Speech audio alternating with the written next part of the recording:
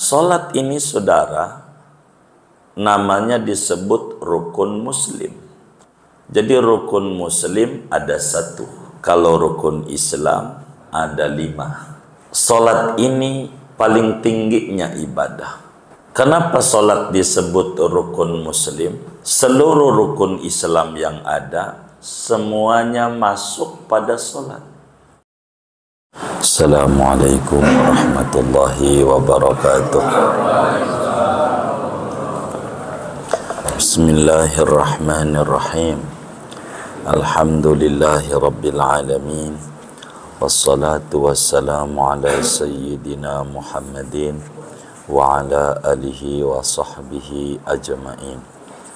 Amma ba'du, faqad qala al-imamul muallif rahimahullahu ta'ala wa nafa'ana bihi wa bi barakati ulumihi wa ghafara lahu wa limasyayikhihi wa limasyayikhina, amin. Hadis yang ketiga, an Abi Abdurrahman Abdullah bin Umar bin al-Khattab radhiyallahu ta'ala anhuma qala,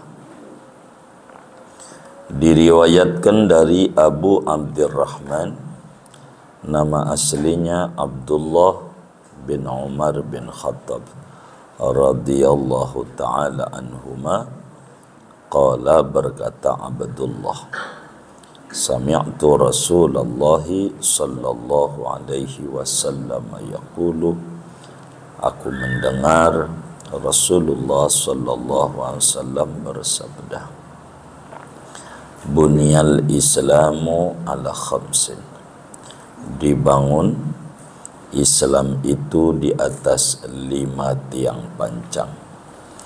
Syahadati Allah ilaha illallah wa anna Muhammadar Rasulullah. Pertama, bersaksi bahwa tiada Tuhan yang hak disembah kecuali hanya Allah, dan bahwa Nabi Muhammad itu Rasul utusan Allah. Wa iqamis salati, dan mendirikan salat. Wa ita'iz zakati, dan menunaikan zakat.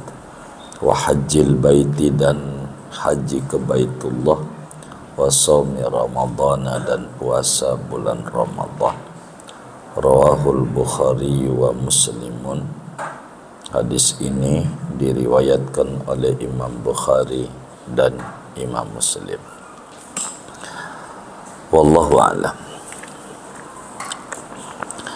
Saudara-saudara sekalian yang mulia, malam hari ini kajian kita masih membahas hadis ketiga, berbicara tentang rukun Islam,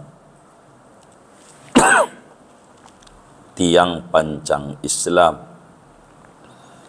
di mana Rasulullah sallallahu alaihi wasallam mengumpamakan Islam yang dibawa oleh beliau, yang mana seorang anak manusia akan keluar daripada lingkaran kekufuran dan berhak masuk ke surganya Allah, disamakan oleh Rasulullah sallallahu alaihi wasallam dengan bangunan yang kokoh yang memiliki banyak perkara. Sehingga kata Rasulullah sallallahu alaihi wasallam, bunyal islamu ala khamsin. Jadi saudara, Islam ini didasari, dibangun di atas 5 pondasi, 5 tiang pancang. Dari 5 ini terbagi 3. dari 5 ini terbagi 3, saudara. Sebab rukun Islam itu ada yang kategorinya ibadah badaniyah. Jadi ibadah yang diperlukan oleh fisik, namanya ibadah badaniyah, yaitu sholat. Macam sholat ini namanya disebut ibadah badaniyah.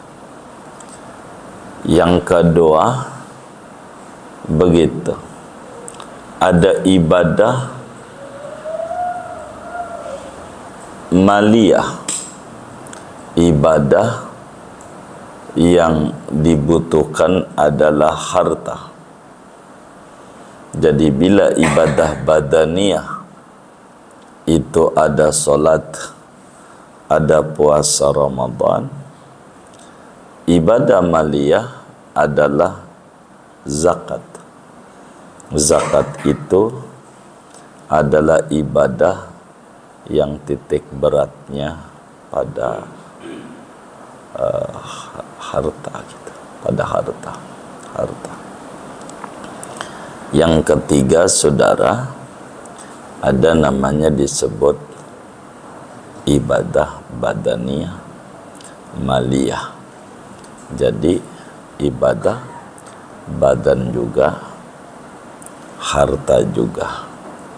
Ini namanya disebut ibadah badaniyah maliyah. Jadi perlu fisik juga, perlu harta juga. Itu namanya disebut ibadah badaniyah maliyah, kayak haji gitu. Jadi haji itu adalah ibadah yang badan juga dan juga harta juga. Yang pertama, saudara, dari 5 rukun Islam ini adalah bersyahadat. Bersyahadat itu membaca asyhadu alla ilaha illallah dan juga asyhadu anna Muhammadar Rasulullah. Artinya la ilaha illallah itu di sana ada nafi, di sana ada isbat. Ada nafi, ada isbat, saudara. Nafi saja tidak bisa. Kalau nafi saja namanya disebut ateis. Ateis, tiada Tuhan. Nah, itu namanya disebut taktil. Jadi hendak diterima, hendak. Isbat saja tidak bisa, karena dengan isbat saja tidak menolak adanya sesembahan lain. Adanya sesembahan lain. Itu kalau isbat doang.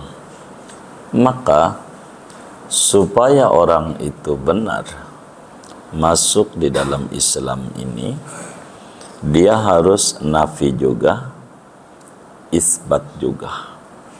La ilaha illallah, la ilaha illallah. Tiada Tuhan yang hak disembah dengan sebenar-benarnya kecuali hanya Allah. Adapun sesembahan yang ada itu namanya dipertuhankan. Jadi kita harus bisa bedakan mana Tuhan, mana dipertuhankan. Dipertuhankan itu artinya dianggap sebagai Tuhan, sebetulnya bukan. Kalau Tuhan artinya al-ma'budu bihaqin, yang disembah dengan sebenar-benarnya. Maka saudara, syahadatut tauhid, la ilaha illallah, tidak akan diterima meski mantapnya kayak apa imannya seseorang tanpa disertai syahadatul rasul, yakni wa asyhadu anna muhammadan rasulullah. Jadi apa artinya asyhadu alla ilaha illallah? Kita dilarang menduakan Tuhan. Artinya la ilaha illallah, kita dilarang menduakan Tuhan. Bahwa Tuhan yang disembah adalah Allah. Sebab yang disebut ilah adalah al-ma'bud bihaqqin, yang disembah dengan hak. Dalam Al-Quran Allah jelaskan, dzalika bi anna Allaha huwal haqq wa anna ma ya'buduna min dunillahi huwal batil. Apa arti wa asyhadu anna Muhammadar Rasulullah? Artinya wa asyhadu anna Muhammadar Rasulullah itu saudara, bahwa Anda harus patuh kepada Nabi Muhammad sallallahu alaihi wasallam. Tidak boleh apa yang beliau suruh, tidak boleh apa yang beliau suruh lalu kita tidak kerjakan. Itu begitu. Apa artinya wa asyhadu anna Muhammadar Rasulullah? Kita harus membenarkan apa saja yang disampaikan oleh Nabi Muhammad sallallahu alaihi wasallam tentang dakwaan beliau menjadi Rasulullah, tentang perkara-perkara akhirat, tentang perkara-perkara duniawi yang keseharian daripada Nabi Muhammad sallallahu alaihi wasallam kerjakan. Apa artinya wa asyhadu anna Muhammadar Rasulullah? Kita harus menghindari apa saja yang dilarang oleh Nabi Muhammad. Yang dilarang, kita harus menjauhi apa saja yang Nabi Muhammad larang. Bukan Nabi Muhammad tinggalkan, bukan. Kita harus menjauhi apa saja yang Nabi Muhammad larang. Yang dilarang oleh Nabi, kita harus tinggalkan. Kalau yang Nabi tidak kerjakan, dilihat masuk pada qadiyah mana dia. Kalau qadiyah wajib, maknanya yang ditinggalkan oleh Nabi jadi wajib. Kalau masuk qadiyah haram, maka hukumnya haram. Kalau masuknya qadiyah sunnat, jadi sunnat. Kalau qadiyah makruh, jadi makruh. Yang ditinggalkan oleh Nabi, kayak Nabi tidak pakai Quran tuh nggak ada titik, nggak ada baris. Nabi itu Qurannya nggak pakai titik, nggak pakai baris. Artinya Nabi tinggalkan tuh titik sama baris pada Al-Quran, nggak ada di zaman Nabi. Jangankan zaman Nabi, zaman sahabat saja titik sama barisan Quran fathah, dhammah, kasrah, fathatain, kasratain, dhammatain, sukun, enggak ada. Enggak ada. Ini namanya yang Nabi tinggalkan. Maka dilihat yang Nabi tinggalkan, enggak kemudian sama dengan dilarang. Kalau sama dengan dilarang, maka saudara harus buangin tuh Quran dari barisannya. Karena zaman Nabi enggak ada nggak ada barisnya. Setuju nggak kalau Quran dibuang barisannya? Hah? Setuju nggak? Emang apa? Ya Allah, gondrong aja susah gondrong, apalagi betul nggak? Gondrong. Nah ini bid'ah, ya nggak begitu, nggak. Agama tuh nggak kaku. Nabi nggak begitu. Ditanya, Nabi pakai kacamata nggak? Enggak. Bid'ah, neraka, siang nggak kelihatan, nggak kayak begitu gitu. Jadi yang Nabi tinggalkan itu harus dilihat. Namanya disebut mas'alatut turuk, masalah yang ditinggalkan oleh Nabi. Kayak bikin sekolah SMP, SMA, nggak ada zaman Nabi, tapi isinya pendidikan agama tuh nggak, ini bid'ah, nggak begitu, nggak. Jadi nggak kaku. Ini makna wa asyhadu anna Muhammadan Rasulullah, bahwa kita meyakini Nabi Muhammad itu Rasul utusan Allah. Maka maknanya diantaranya kita harus meneladani Rasul ini dalam berbagai ibadah yang disuruh. Itu satu. Yang kedua, wa iqamis shalah. Begitu ini. Yang keduanya adalah wa iqamis shalah. Jadi rukun Islam yang kedua adalah salat. Nah, salat ini saudara namanya disebut rukun muslim. Jadi rukun muslim ada satu. Kalau rukun Islam ada 5. Kalau rukun muslim satu, yaitu salat. Salat ini paling tingginya ibadah ba'da syahadat. Salat ini, kenapa salat disebut rukun muslim? Seluruh rukun Islam yang ada semuanya masuk pada salat.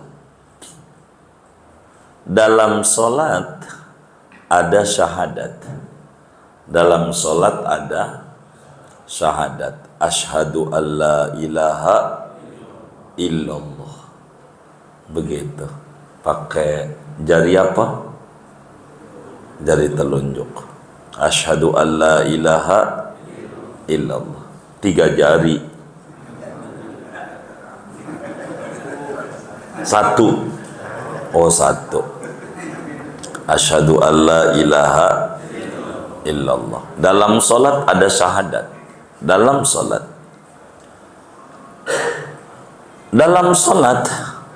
ada puasa. Maka salat lebih tinggi dari puasa.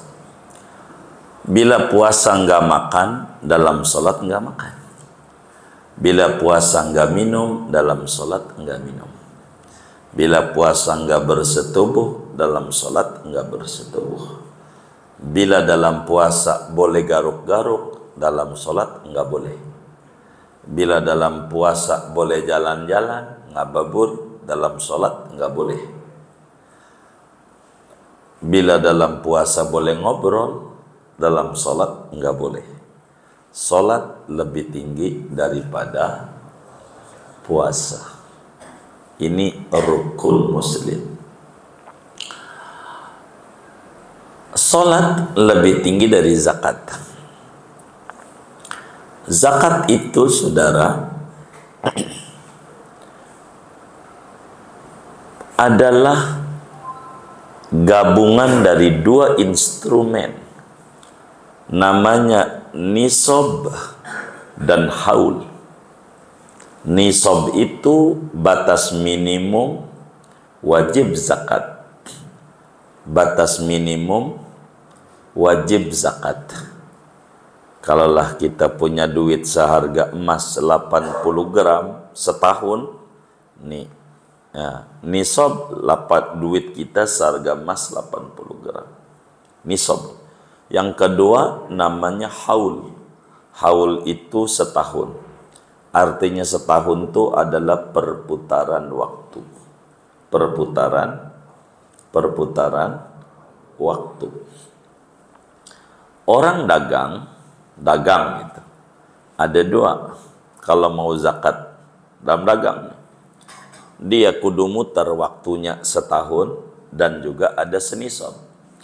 Bisa jadi setahun masuk tapi duit enggak terkumpul. Artinya waktu punya. Waktu terus berjalan. Meski nisab enggak ada. Satu instrumen dari dua pada zakat ada. Salat perputaran waktu. Ada dohor, ada asar, waktu ini semuanya. Ada maghrib, isya, subuh, ini waktu. Maka salat waktu enggak bakalan lepas. Meski nisab bisa lepas. Sehingga salat lebih tinggi dari zakat. Berikutnya, salat lebih tinggi dari haji. Dalam haji ada tawaf, kita muter di Baitullah. Dalam salat juga ada. Usolli fardhol isya'i arba'a raka'atin mustaqbilal qiblati. Saya ngadep Ka'bah. Kalau waktu takbirnya khusyuk, serius, benar, dia menghayati kandungan maknanya, dia ngadep kepada Ka'bah, maka dengan sholat suatu saat akan ditarik oleh Ka'bah untuk bisa dia ziarah. Yang tadinya ngadep jadi ngelihat, yang tadinya sholatnya hanya menghadap jadi sholat dengan memandang Ka'bah. Asal mustaqbilal kiblatinya khusyuk, benar-benar. Maka sholat itu disebut rukun muslim. Rukun Islam tidak semuanya. Kalau di sholat muslim, maukah dia duitnya banyak kayak orang yang haji? Maukah orang yang duitnya dikit kayak yang gak haji? Kayak orang yang zakat yang duitnya banyak? Atau ke orang miskin kayak yang menerima zakat? Maka sholat tetap wajib dikerjakan, tidak lepas. Puasa, kalau kita sakit mah akut atau udah tua renta, agama enggak apa-apa enggak puasa Ramadan. Walladzina yutiqunahu fidyatun ta'amu miskin. Orang yang udah enggak kuat puasa karena udah tua renta, udah enggak usah puasa, cukup bayar fidyah. Orang yang sakit parah enggak ada ajaran puas, tapi kalau sholat biar kata sakit parah ajarannya masih ada. Maka sholat disebut rukun muslim. Rukun muslim. Dalam hadis yang lain Nabi sampaikan, awwalu ma yuhasabu bihil abdu yaumal qiyamati as-shalah. Fa in salahat salaha sa'iru amali wa in fasadat fasada sa'iru amali. Kata Nabi di dalam hadis riwayat Imam At-Tabarani di dalam Mu'jam Al-Awsatnya dari Sayyidina Anas bin Malik radhiyallahu ta'ala an, mula-mula yang bakal ditanyai oleh Allah nanti di akhirat bukan kita zakat, bukan kita puasa Ramadan, bukan kita haji, tapi rukun muslim, yaitu sholat. Kalau sholatnya rapi, yang lain dipandang rapi. Kalau sholatnya enggak beres, yang lain dipandang enggak beres. Sholat ini laksana kepala, ibarat badan. Kalau orang enggak ada kepalanya, enggak hidup. Kalau orang enggak sholat ini, enggak hidup dia. disebut bangkai yang berjalan di muka bumi, ada nyawanya, tapi dia tidak muliakan dirinya. Yang kedua ini mendirikan sholat. Artinya mendirikan tuh saudara, mengerjakan sholat sempurna dengan rukun dan syarat-syarat serta adab-adabnya. Itu arti mendirikan. Jadi yang disebut mendirikan sholat bukan mengerjakan sholat. Beda antara mendirikan sama mengerjakan. Mendirikan bangunan berarti instrumennya banyak tuh. Kalau mendirikan begitu. Jadi mendirikan sholat, mengerjakan sholat sempurna, rukunnya, syaratnya, adabnya. Itu maknanya mendirikan. Sehingga kita harus tahu syarat wajib sholat apa, syarat sah sholat apa-apa, kemudian rukun sholat apa-apa, batal sholat apa-apa yang membuat sholat kita batal, adab sholat, adab sebelum sholat apa, adab ketika sholat apa, adab sesudah sholat apa. Ini nih kita harus belajar.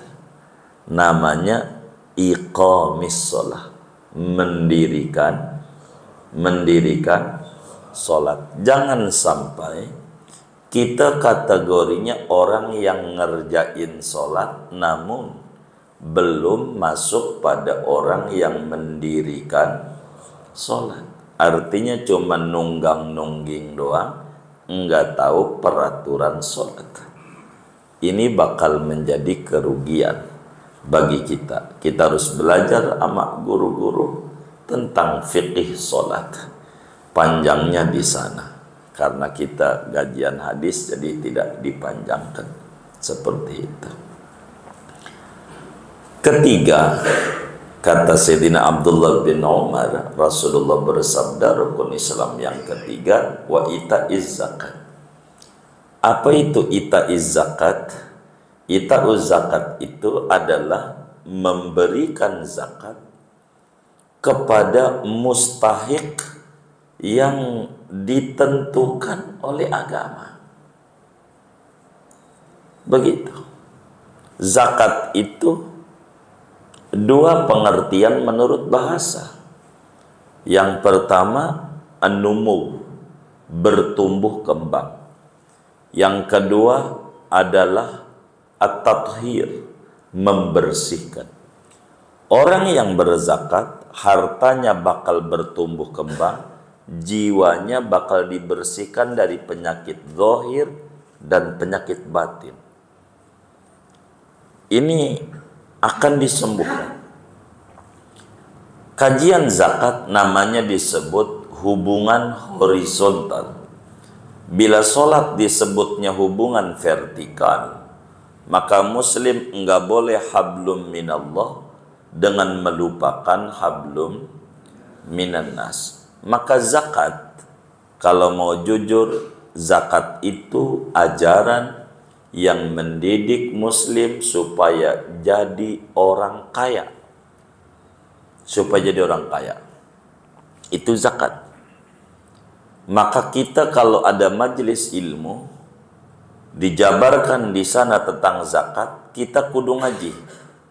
Sebab ngaji bab zakat itu adalah orang yang duduk di majelis ilmunya bakal Allah jadikan orang kaya raya. Orang kaya. Begitu.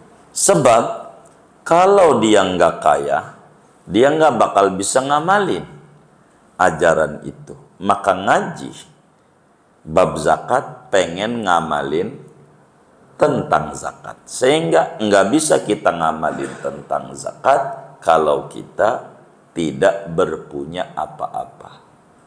Akan tetapi kajian bab zakat, kalau salah kita niat, akan jadi orang miskin walaupun tadinya orang kaya. Yang duduk di majelis tentang zakat, kalau salah niat, akan jadi orang miskin walaupun sebelum ngaji bab zakat orang kaya. Kenapa? Bila datang di majelis zakat, dia nanya di hatinya, gua mustahik apa bukan? Kalau dia pengen jadi mustahik, berarti pengen jadi orang kaya, pengen jadi orang miskin. Miskin. Nah, itu salah niat ya. Kalau kita ngaji di bab zakat itu, niatkan pengen jadi orang berpunya. Agar supaya saya bisa ngamalin ajaran zakat. Ajaran zakat. Jadi zakat ini menjadi benteng pada harta. Sampai Rasulullah sallallahu alaihi wasallam bersabda, "Hassinu amwalakum bizzakah wadawu mardakum bissadaqah." Kata Nabi, bentengi, kasih protek harta Anda lewat dengan zakat. Zakat itu memproteksi harta, enggak hilang. Jadi selamat. Zakat. Sedangkan obatilah orang sakitmu dengan sedekah. Kalau kita sakit, sebelum kita ke dokter, sedekah dulu. Nabi yang nyuruh. Biar sembuh, sedekah. Sebab sedekah bisa menyembuhkan orang sakit. Sedekah. Itu Nabi. Nah, zakat adalah satu pendidikan kesalehan sosial.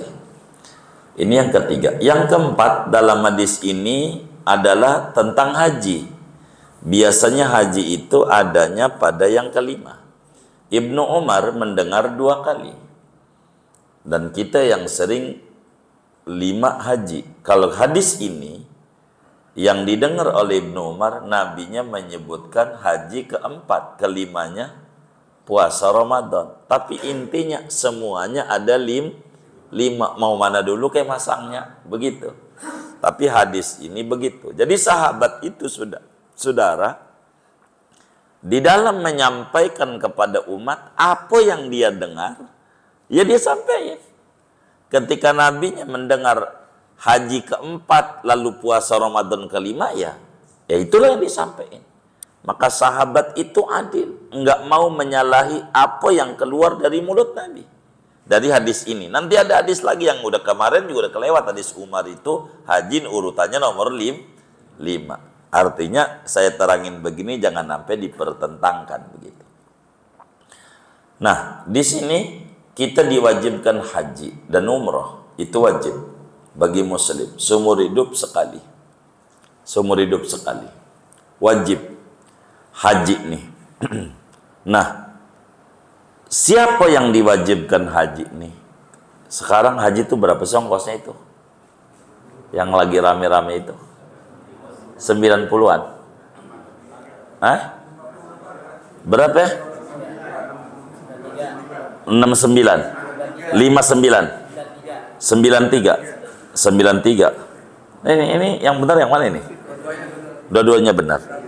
93 normal tanpa subsidi. Berarti normalnya pemerintah bersubsidi 59. Baik. Berarti kalaulah kita punya duit 90 juta nih malam umpamanya. Kalau begitu, nih malam kita punya duit 90 juta. Dipotonglah tuh buat haji. Kan tadi berapa tuh? 59. Pemerintah begitu. Artinya aturan pemerintah. 59. Anggap 60. Berarti kalau kita buat nyetor haji itu 60. Berarti sisa duit berapa? 30 juta. Tuh buat bini kita sebulan. Kita tinggal selama di Mekah tuh 30 juta. Cukup nggak? Yang benar nih. Ini bininya. Sebulan 30 juta tuh cukup nggak? Hah? Ini yang benar. Kurang. Cukup. Berarti yang hadir nih, kalau di tabungannya ada 90 juta, wajib nyetor haji. Begitu. wajib nyetor haji, besok Senin nyetor. Begitu. Itu artinya mampu, maksudnya. Mampu tuh begitu. Atau kita sih nggak ada 90 juta, duit di tabungan ada ya 5 juta ada di tabungan 5 juta. Cuman kontrakan ada 10 pintu. Wajib ditendang satu. Bukan pakai kaki nendangnya. Gitu. Dijual. Atu. Karena kita sudah berkewajiban haji. Berkewajiban haji. Kata Nabi, man malaka zadan wa rahilatan tuballighuhu ila baitillahil haram falam yahujja famata fala alaihi an yamuta yahudiyan aw nasraniyan. Siapa orang punya duit cukup untuk haji, yang tadi 90 juta dah tuh dipotong, kan kalau kita bayar di pemerintah 59 juta itu total keseluruhannya, itu kan udah ada kendaraan, udah ada living cost tuh buat jajan kita di sana, kita mah cukup buat bini 30 juta deh tuh, begitu. Nah, kalau kita punya duit seukuran itu, lalu kita nggak berangkat haji, dientar, lalu kita mati, maka kata Nabi boleh pilih dua doang. Yahudi agamanya apa Nasrani, walaupun tahajudnya rajin, Senin Kamisnya rajin. Islam tolak. Kenapa dia ke Bali nyampe, ke puncak nyampe, ke Mekah nggak nyampe dia. Begitu. Kalau kita duitnya ada, kita nyetor. Kalau kita udah nyetor, ngantrinya panjang, keburu mati kita. Kita nggak dosa. Yang dosa biar aja pemerintah, lama urusan pemerintah dah. Yang penting kita udah ikhtiar. Tapi kalau saudara termasuk orang duitnya banyak, nggak usah nunggu ngantri yang lama-lama. Banyak tuh yang haji apa disebutnya haji khusus, begitu, yang paling 5 tahun gitu. Kalau duitnya ada, itu aja, supaya kita ziarah ke Rasulullah, supaya kita menunaikan sebagai muslim ziarah ke Baitullah, haji itu. Jangan sampai nggak haji. Jadi jangan diintar-entar, hidup kita jadi tambah susah. Mumpung kita dagang lagi bagus, nyetor haji. Haji dulu. Ini bukan tahu Mekahnya, tapi haji menjunjung tinggi perintah Allah dan perintah Rasulnya. Kalau kita duitnya punya cuman segitu-gitunya, ada duit 80 juta, tapi belum nikah. Apa buat nikah? Apa buat haji? Mana yang paling bagus? Bagi kita yang ngalamin kebingungan, kalau buat haji enggak nikah, kalau buat nikah enggak haji, enggak cukup. Ini bagaimana? Maka agama, kalaulah dia termasuk orang yang masih kuat nahan dirinya, enggak akan terjebak pada perzinahan, haji aja dulu, mumpung muda. Karena haji ini perlu fisik, mumpung muda. Kalau dia masih kuat nahan diri begitu, enggak nyeleweng. Tapi kalau dia, saya nggak kuat kayaknya, udah payah. Kalau nggak kuat, kita kalau enggak menikah bisa berzina. Kalau bakal begini nih, jangan haji dulu, tapi nikah dulu. Yang terbaik bagi yang kayak begini nih, nikah dulu apa haji dulu? Nikah aja sama Haji Aisyah, janda sebelah. Jadi nikah dapat, naik haji dapat. Dan naik haji apa? Haji Aisyah. Iya, orang bininya Haji Aisyah gitu. Jadi nikah dapat, naik haji dapat. Dan ini bisa hebat, bisa naik hajinya bisa seminggu 3 kali, bukan setahun sekali, bukan. Itu begitu. Tapi dia punya duit segitu, dia bingung. Tapi kalau ada mah ke Rasulullah dulu. Ini penting. karena membawa banyak perubahan dengan syukur kita ziarah ke Rasulullah. Perlu fisik. Itu betul-betul. Dan orang haji itu enggak bakal jadi susah hidupnya. Kata Nabi, tabi'u bainal haji wal umrah fa innahuma yanfiyanil faqra. Iringilah haji dan umrah, sebab haji dan umrah itu menolak kemiskinan. Enggak bakal jadi susah hidup dengan ziarah ke Rasulullah. Enggak bakal. Ini penting kita. Penting. Jadi haji kalau kita mampu. Kalau enggak mampu jangan ngutang-ngutang. Gitu ngutang kita. Lalu kita ke Mekah, nangis depan Ka'bah. Pergi ke Madinah juga, nangis depan Rasulullah. Digamparin nama Nabi. Kalau dia paham. Nabi ini bagaimana ini ya, pulang haji ini, pulang umrah ini ya. Begitu Nabi tolongin biar beres ini ngutang haji ini. Haji pakai dana talangan. Dana talangan ya. Iya. Dana talangan. Begitu ya Rasulullah tolongin. Dia kalau dia faham dan basirahnya melek, dia digamparin sama Nabi. Di Madinah kata Nabi, lo nangis lagi, kan udah saya bilangin.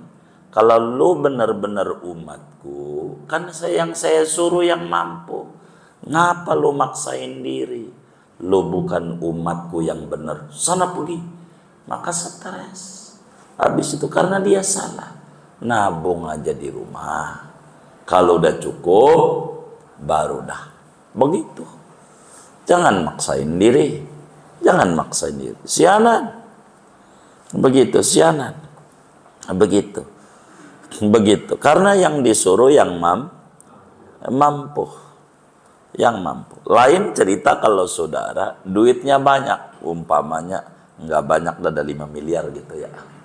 Gitu, didepositin, saudara, cuman 6 bulan. Kan depositnya macam-macam ya. Ada yang sebulan kali ya, ada yang 6 bulan, ada setahun gitu. 6 bulan.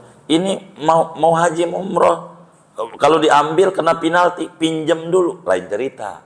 Emang karena duitnya ada. Tapi kalau duitnya nggak ada, jangan. Nangis depan Ka'bah, ditertawakan sama Allah. Nangis apaan? Lu injak-injak Al-Quran. Rubatalin dil Quran. Wal Quranu yal'anu. Banyak yang baca Quran marah-marah sama dia. Kagak diamalin. Walillahi 'alan nas hijjul bait man istata'a ilaihi sabila. Kata Quran, hak bagi Allah, kewajiban manusia pergi haji kalau mampu. Ini kamu injak-injak ayat ini, kata Allah depan Ka'bah. Kita mau nangis, gimana ini ngangsurnya? Begitu. Tetap aja sama Allah kagak. Stres hidup kita. Nggak bakalan bahagia, nggak bakalan taubat. Kalau kita kayak begitu, taubat. Biar dikasih jalan keluar sama Allah. Karena kita sudah nginjak-nginjak ajaran Rasulullah, ajaran Quran. Jangan kita. Saya punya saran sama kawan majlis tuh, nabung aja di rumah seperak. Saban pagi mau 1000 perak, anterin saya ke Rasulullah, anterin saya ke Baitullah, biar 1000, ntar gak ada jalannya. Begitu. Jangan maksain diri. Jadi stres adanya. Yang kelima adalah puasa Ramadan. Puasa Ramadan diwajibkan pada tahun kedua Hijriah, tanggal 28 Safar tahun kedua, Safar 28 Sya'ban tahun kedua Hijriah, tahun kedua Hijriah. Ini Ramadan. Ini puasa. Ini adalah rukun Islam. Dari semua ini yang masuk kepada orang miskin sama orang kaya, 1 syahadat, 2 sholat, 3 puasa Ramadan. Ini masuk. Mau orang miskin, mau orang kaya. Zakat hanya orang mampu saja. Haji orang mampu saja. Tapi bagaimana kalau kita diongkosin? Ya nggak apa-apa, hajinya sah. Hajinya sah. Yang ngongkosin partai. Oh, namanya Haji Abu Bakar atas budi baik Golkar. Begitu. Ada juga teman kita, proyeknya Gol, kita dikasih nih nyetor haji. Namanya Haji Kosasi. Ongkosnya dikasih. Namanya. Jadi haji itu macam-macam. Begitu. Ada juga yang kemudian haji pas pulang tuh tidurnya di masjid mulu. Enggak pulang-pulang, ngeteh di masjid, segala macam di masjid, sampai temennya bilang bahwa dia ini kayaknya paling manjurnya di kampung kita. Enggak ada lagi. Sebab dia setelah pulang haji enggak pulang-pulang. Di masjid mulu, ibadah mulu. Sampai ditanya, amalanmu apa? Ini bukan masalah amalan. Saya nih haji nih jual rumah. Jadi makanya disebut Haji Mansur. Halamannya digusur. Halaman Mansur, jangan dicatat bajinah Allah. Begitu. Jadi udah nggak ada rumah. Dipikir dia paling manjurnya. Dia mau pulang kemana? Emang nggak ada tempat. Nah ini jangan maksain diri. Puasa Ramadan adalah ibadah badaniyah. Dalam hadis ini diurutkan pada urutan kelima. Dalam hadis yang lain urutan yang keempat, kelimanya adalah haji. Semuanya adalah benar adanya. Intinya rukun Islam itu ada lima. Ada lima. Maka lima daripada rukun Islam ini, agar supaya dia menjadi muslim sempurna adanya, maka lima-limanya wajib dikerjakan bila memenuhi persyaratan. Maka dia bakal jadi muslim kamil, muslim yang sempurna, yaitu muslim yang bersyahadat juga dan mengimplementasikan ajaran-ajaran Islam. Namun kalau kemudian belum semuanya, maka dia sudah masuk pada aturan syaratnya, maka disebut muslim fasik, muslim yang berdosa kalau sudah masuk pada aturannya. Maka singkatnya saudara, rukun Islam ada 5. 1 syahadat, 2 sholat, 3 zakat, 4 terserah antum dah puasa, 5 haji. Hadis ini dibalik 4 haji, 5 puasa. Begitu. Inilah kurang lebih uraian dari materi kita secara singkat. Sebab kalau saya paparin satu persatu panjang amat. Tapi saya kira segini sudah cukup memadai dalam kajian kita ini. Masalahnya ngaji kita sebulan sekali nih. Jadi ini aja udah 2 bulan baru 1 hadis. Dan alhamdulillah udah 3. Masih 39 lagi. Dikit lagi lah. Begitu. Jadi mudah-mudahan kelar kitab ini sebelum umur kita khatam. Allah berikan kitab kita khatam. Segini aja ngaji kita. Mudah-mudahan Allah berikan kita kemampuan untuk mengamalkan seluruh ajaran Islam sehingga kita menjadi muslim yang kafah, kamil, syamil. Amin ya rabbal alamin. Ada yang ditanya mungkin dari materi ini atau di luarnya sebelum doa, silakan. Baik.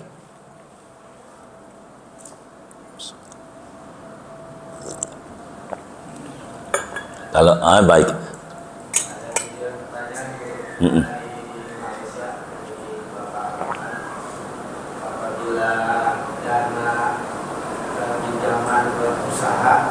Riba atau tidak, karena dia masih ada yang bilang riba, ada yang bilang tidak, dan masih belum yakin, masih ragu.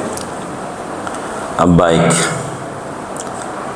saudara rahmat dari Malaysia yang mulia, bagaimana kita minjam dana? Minjam dana ini dari siapa? Maksud mungkin dari bank kali ya? Dari bank kali ya? Iya, baik. Jadi kredit namanya. Kredit ini sudah kita paparin panjang sebetulnya tentang kredit. Kredit ini ada 2. Ada kredit produktif, ada kredit konsumtif. Kalau kita kreditnya produktif, pinjam uang untuk tambahan modal usaha, boleh saja. Namanya kredit produktif. Dalam Islam namanya disebut qirad atau mudharabah, bagi hasil. Meski belum 100%, tapi boleh. Kenapa boleh? Lil hajah, karena hajat. Kita ngukur diri dah sebelum ngomongin orang, ngukur diri. Minjem modal usaha, nih biar gampang. Jadi hukum itu agar supaya kita bisa memahami dengan benar, jangan dua hukum. Buat orang lain hukumnya A, buat diri sendiri B. Nah, ini namanya salah. Begitu hukumnya. Pilih kasih dia. Begitu. Nih begini. Saudara nih yang hadir di masjid nih, punya duit di rumah. Biar gampang aja, 10 miliar. Semuanya nih duitnya. Masing-masing nih, 10 miliar. Maka saudara, saya pinjam sama bapak-bapak nih. Minjem, kan punya 10 miliar. Saya minjem berapa ya? 2 miliar. 2 miliar. Buat saya dagang. Dagang apa? Dagang sendal, umpamanya. Sendal apa ya? Nickerman. Ya apa aja dah. Pokoknya mau dagang. 2 miliar. Sedagang. Lalu saya balikin sama bapak 2 miliar. Sementara usaha saya meningkat.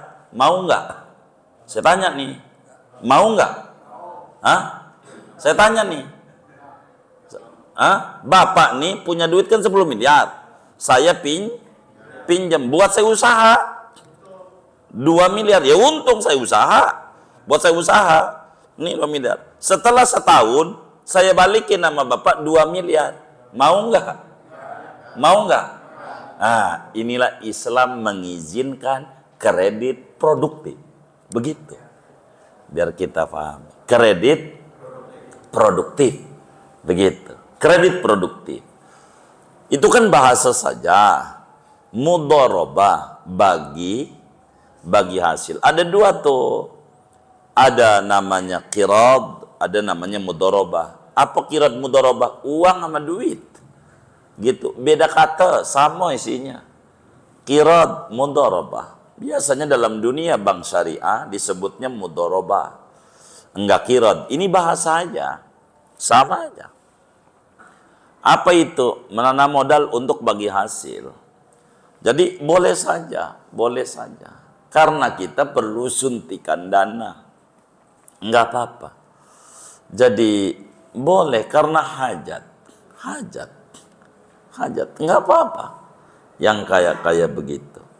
Sebab enggak ada orang minjem duit 2 miliar lalu mau dibalikin 2 miliar. Enggak ada. Gitu, enggak ada. Andai ada, bilangin tuh. Untuk saya umumin di majlis-majlis. Kasihan teman-teman saya yang usaha. Andai ada. Oh gitu. Iya, buat dipinjemin. Nggak ada. Ini bagi hasil, kata dia. Lu kan duitnya diputar buat usaha. Maka tentu begitu. Lain kredit konsumtif. Dia minjam duit buat beli beras. Minjam duit 200.000 buat beli beras. Atau 1 juta begitu. Buat beli beras. Nah, namanya konsumtif, buat makan. Bayarnya 1 juta berapa kira-kira ya? Ya 1.200.000 atau 1.100.000 begitu, atau 1.050.000, pokoknya lebih aja. Nah, ini jadi masalah. Begitu, karena kreditnya konsumtif. Begitu. Kalau kita kredit produktif, emang dia pengen menumbuh kembangkan usaha, ya ketika tumbuh kembang bagi dong. Begitu. Itu begitu. Namanya prinsip keadilan. Prinsip keadilan. Tapi panjangnya kayaknya siapa ini yang ngerekam ini? RTK juga ada. Gak usah ribet, nggak punya. Ada. Nah, itu saya panjangkan itu. Jadi kita harus pahami betul. Boleh saja kalau saudara usaha minta suntikan dana. Bank ini kan ada 2 sekarang nih. Bagus juga dengan 2 ini. Ada namanya bank syariah. Ada namanya konvensional. Kalau bank syariah ini nggak apa-apa. Tapi kalau ada orang ngomong NKRI bersyariah, ini dicurigai. Begitu. Itu dicurigai dia. Itu ya sudut pandangnya beda gitu. Padahal sama aja. Gitu, itu kan judul aja. Begitu. Apa itu bank syariah? Jadi saran kami kepada Pak Rahmat dari Malaysia ini, karena ada, mudah-mudahan kan ada juga bank Islamik begitu ya di Malaysia itu banyak kayaknya.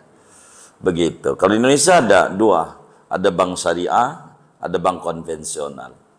Minjemnya kemana kita? Kalau kita mau kemudian kredit produktif, saran saya, kita lihat, kalau kita termasuk orang yang ya usahanya baguslah begitu ya, begitu, maka kreditnya lewat bank konvensional. Karena konvensional itu bisa ditutup dengan perubahan nanti. Akan ada pemotongan dengan sendiri. Kalau bank syariah udah flat dari awal sampai akhir. Begitu. Maka bagi orang-orang yang ASN gitu atau yang kerja kantoran yang gajinya tetap, bank syariah lebih cocok. Karena dia nggak puyeng dengan IHSG namanya. Jadi indeks suku bunga dia. Biasanya bank konvensional 2 tahun flat, tapi nanti mengikuti suku bunga. Ini bisa fluktuatif. Kalau bukan orang usaha bakal bingung dia. Begitu, ketika fluktuatif. Sekarang cicilannya sekian, besok cicilan sekian. Begitu. Tapi kalau bank syariah, dia flat. Kalau 1 juta istilah kata, 1 juta terus. Begitu. Itu sebuah pilihan yang sangat-sangat bagus kalau buat saya. Begitu. Silakan saja kemana saja. Ngelihat dari sisi kemampuan kita. Gitu. Sama aja. Begitu. Mau bank konvensional boleh aja. Mau bank syariah juga silakan saja. Intinya, kalau kredit produktif, silakan saja. Kredit produktif itu silakan. Sebab haji aja nih, haji, saudara, kalau saudara pengen paham, haji, kalau saudara bayarnya di awal, sama di akhir, beda apa sama? Beda apa sama? Hah? Antara bayar ini, udah pernah haji apa belum ya? Gitu. Bayar di awal sama di akhir, beda apa sama? Beda, pelunasannya beda. Karena mengikuti suku bunga. Gitu. Yang udah bayar duluan, yang kayak kemarin zaman corona udah lunas, dia mau 35. Begitu. Karena dia udah close dia. Begitu. Gitu. Yang sekarang ini bakal berubah-berubah, nggak sama itu pelunasannya. Kapan dia melunasinnya? Itu begitu. Lebih duluan ya lebih ringanan. Ada hitungannya. Sama aja kayak tiket pesawat. Begitu. Kalau masih lama murahan. Kalau udah dekat, mahalan. Begitu. Barangnya sama.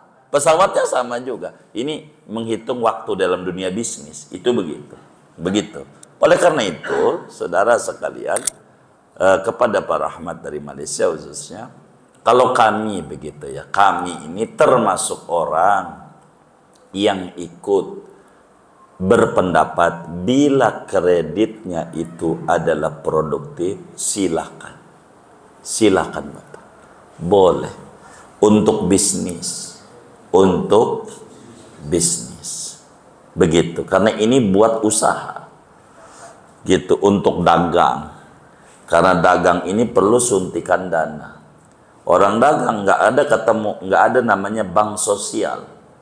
Jadi minjem, nggak ada. Yang namanya bank itu lembaga usaha. Jasa keuangan. Begitu. Jasa keuangan itu begitu. Jadi silakan saja Pak Rahmat dari Malaysia itu untuk minjam kalau memang untuk penambahan modal usaha. Panjangnya saya udah pernah saya panjangkan ini biar saya tidak mengulang uraian yang itu lagi kurang lebih demikian. Wallahu a'lam.